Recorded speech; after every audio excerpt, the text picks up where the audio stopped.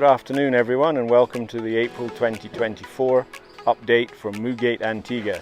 For this report we're over at the service area of the back of house of the hotel, and behind me is the newly cast footings for the RO plant, generator station, sewage treatment plant, day tanks for potable water, and the transfer rooms for the electricity. We're also starting to get ready to drill our wells for our reverse osmosis plant, which is on our drive for sustainability and producing our own potable water.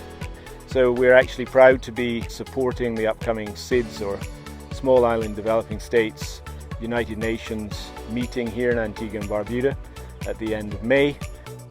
And this space will be where we make our big effort to be a sustainable and low impact hotel.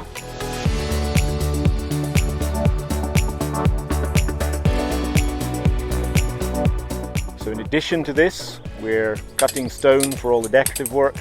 We're working on the hotel reception hall, the accommodation buildings for construction.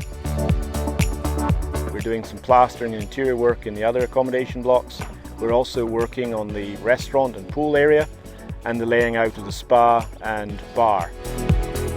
So lots going on this month, and I look forward to reporting to you in May to share with you a lot of other exciting developments as we get ready for our year-end soft opening.